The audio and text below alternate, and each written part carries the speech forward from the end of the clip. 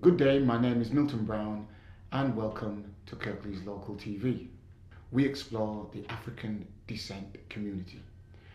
Back in the day, there were community projects, food shops, hair salons, record shops, pubs and clubs, all of them owned by individuals of the African descent and supported by the African descent community. Families and friends all looked out for each other, and there were parties and get-togethers on a regular basis. It can be argued young people back then were born with skin around them, someone, if not everyone, looking out for them. Today, we see fragmentation in our communities. Hairdressing salons and food shops have survived the last 40 years. However, community-based organisations have all but dried up. The Hodawi, supposedly our community centre, is perched on the edge of an industrial estate within an area known for prostitution for over the last 40 years. However, there are many elders still fighting to own the Hodawi Centre. Is this a good thing or a bad thing? Economic and political will from the local authority has evaporated, and now there is a further argument to find out what is the black community? What has happened to the black community? Where do our young people go for protection, inspiration and motivation? Where and who do our families speak to when in need? Do faith-based organisations have a role to play in motivating and leading the black community to economic prosperity? What are the next steps in moving the African descent community forward? Is it a simple case of economics, or is there something much more we all need to do, economically, culturally and educationally, to mobilise the African descent community? Dr. Sharon Prentice developed health-related projects in schools and communities over the last 20 years. Also, she has been the National Director of Voluntary Organisations, and the good doctor is the Mary C. Cole Scholar for her recognition of working in the black and ethnic minority communities. Currently, she's a senior lecturer in Huddersfield University Health and Community Studies.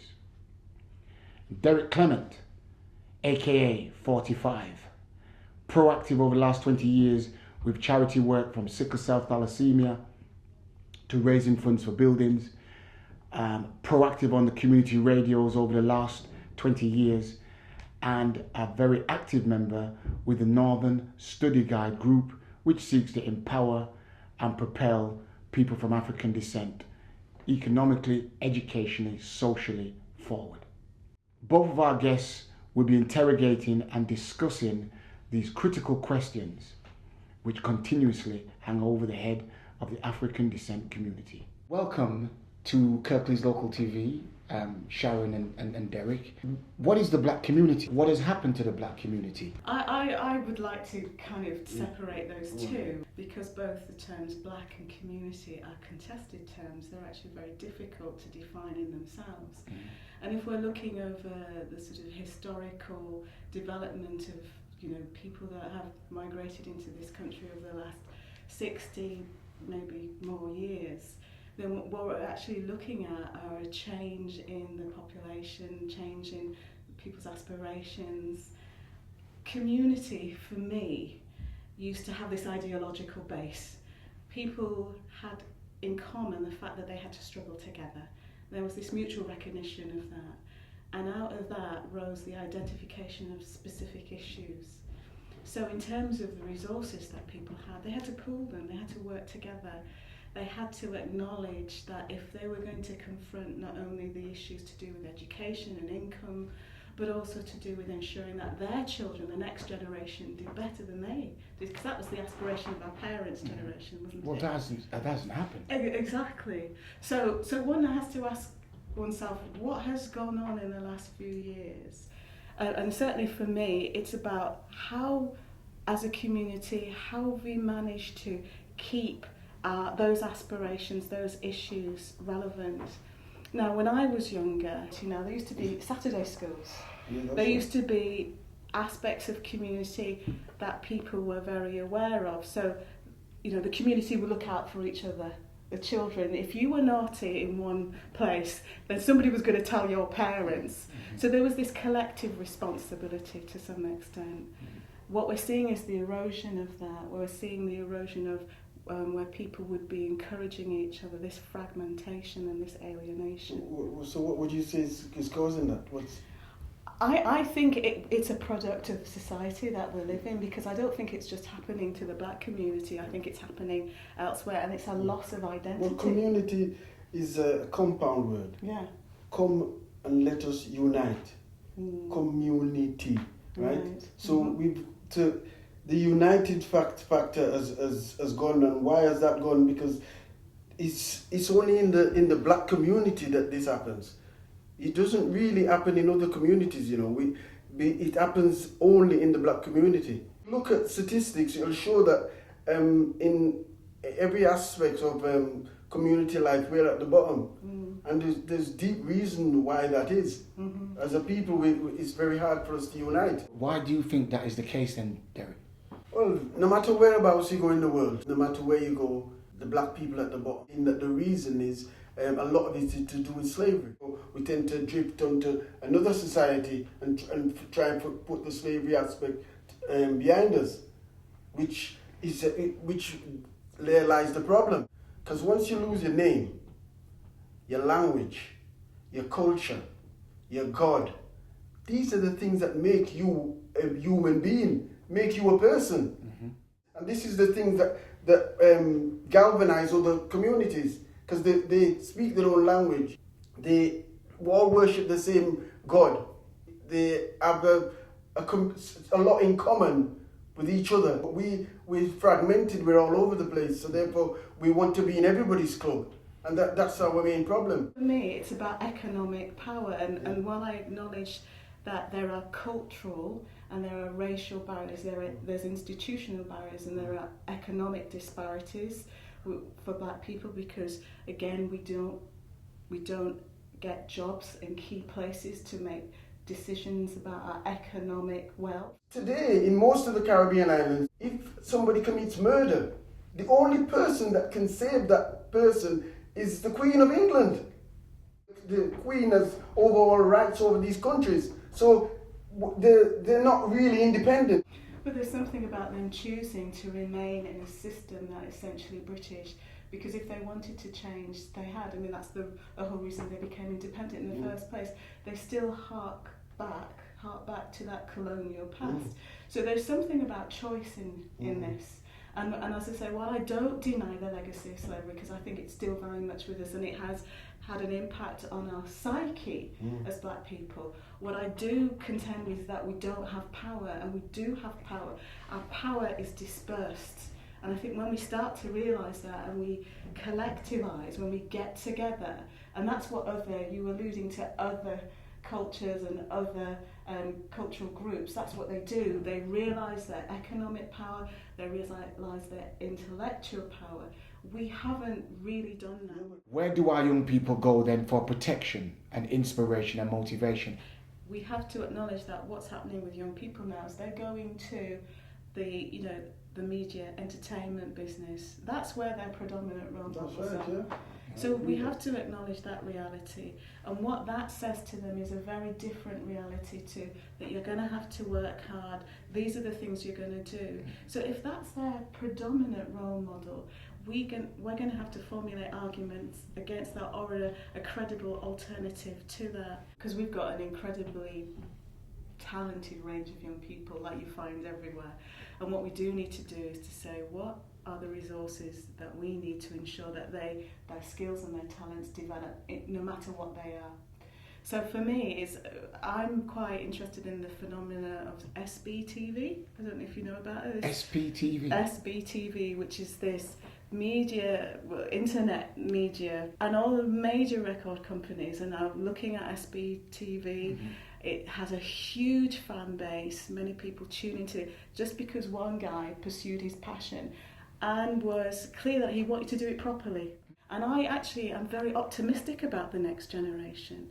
But it's about how do we keep that momentum going. I actually believe that this generation we've got today is the best generation we've ever had. You need to instill in them a knowledge of themselves, a proper knowledge of themselves. And if they're educated properly, and they would go out and do fantastic things. The young people nowadays, they have no fear. You know what I mean? They don't look at you and think, oh, you're a policeman, you're so-and-so. They don't care who you are, right? And that's a good thing to not have that fear factor, but they're channeling it wrong. And if they get proper knowledge of who they really are, right, and what their purpose is on this planet, they will now turn around and do good. They're the best generation because they have no fear. I think we've grown up with the fact that we have that right to challenge now. But what we do is we don't harness how to challenge properly. We don't learn how to use the same means of challenging authority. So when we do it, we're seen as being aggressive or seen as being rebellious. And so, of course, that's dismissed out of hand. And it's how do we keep on to who we are essentially and the stuff that's important to us culturally, but also use the medium of that communication to speak in a way that really does impact and influence. It's also about enabling our young people to say, yeah, whatever talent and skill you've got, make sure that you keep ownership of it. You see, in the 60s, right, what made the black community as strong as it was then is because we were forced to do for ourselves. We had no choice. We wasn't allowed to go into certain places. We had to make our own club. We had to pool our resources to make do. We used to buy houses and rent the rooms to people coming from the Caribbean so that they could have somewhere to live, because the other houses were saying no blacks allowed. No blacks, no dogs, no Irish was allowed. But there's also something about the social capital, about how people work together. So if you looked at things like carnival and stuff like that, there was a collectivity around that. And so what we're having is this kind of, I think partly it's a loss of identity of who we are and an ownership of our history. And is that a collective thing? I think it's collective. Or individual? I think it's both. It's a bit of both. I think as we've become much more assimilated in the culture, and we've become really generation of a dual cultural heritage almost, that, you know, we are British as well as being black, and some of those things that reinforce us being black people have gone, really. So what we've done is we've become much more entrenched in the culture. So for instance, values such as how do we help other people, this altruistic nature that, you know, the community had about when somebody cooked on a Saturday, because my mum used to cook on a Saturday and everybody used to come in for soup and everybody used to share, and the house, you know, the house's doors were open, we used to look after each other's kids and stuff like that. And I think that is a reflection of the larger society, but it's also part of how we feel that we need to be accepted in society by adopting some of those values. If you had a choice, where would you start it? What do you think is the way forward to get our community back with people who will have knowledge of self, and also to find those folks who are willing to put something back into their community? First of all, you've got to have a knowledge of yourself. They need to be taught a knowledge of who they really are and be given the true history of who they are. We have to start asking people to be critical. We have to start asking those questions and not be afraid to enter into those difficult arguments. We're not good at confronting issues. And I think it's about saying to and challenging those middle class black professionals and saying, well, what are you doing as well? And how can we be a part of a movement for change? I would like to see every young black man mentored. And if we start to look at what learning is in life, then it's about saying, how can we make it better for the next generation? Yeah. How can we foster a spirit of altruism where we start to care about other people, where it's not just about us? Whatever you've got, whatever talent and skill you've got, you can be the best at it. And how do we enable people to identify that? And how do we support parents to enable their children? Those sorts of things. And I would like to see the Saturday schools come back. I would like to see people from community, who have been enabled to actually, to be challenged and saying, what you need to do is to put something back. Faith is very crucial. it's crucial in the development of a community, because as black people, we're the only people on this planet. We're Pentecostals, we're Church of God in Christ, we're Church of God without Christ, we're, you know what I mean, we're Muslims, with every faith going, we're there. Yeah, but the people that are doing things, they've got one faith. If you're Jewish, and you're doing what the Jewish. If you're Muslim, you're Muslim. That's a strong bond, and we don't have that bond because we're in everybody's thing, that's right? And that's one of the main things that's keeping us apart from each other. And I think church or faith-based organisations should be places of challenge. You know, it's not about maintaining the status quo, but living radical life. What you're finding is an emergence of people who have been informed by black theologians now, and the liberation theologists, who are actually saying, listen, this is how it's been traditionally interpreted, but look at it from this, and the radicalness of what it is. And they're actually saying, are we being radical? Are we actually prepared to put our lives on the line for what we believe? And are we prepared to be the instruments of change? 2012, what is your vision of the black community, and what's the first place we need to start? We start in the home. We start to have honest conversations in our home, and we start to have honest conversations in our community. And we look at, because we have this thing about being private and not sharing our business with other people. And I think that's a historical thing as well, but it's about saying, if we are going to make a difference as a people, we need to be able to support each other with as much grace and love and compassion as possible. So we start to think of what can we do for ourselves. If we're not happy with the schools, let's run the schools. Let's provide alternative schools. If we're not happy with what's happening to our young men in terms of, you know, their economic, the reasons why they turn to crime, let's do something about that. If it's substance misuse and if it's gangs, let's go in the middle of that territory and let's do something about that. My community is made up of a rainbow people because I am now part of a rainbow people. I have nephews and nieces that come from different parts.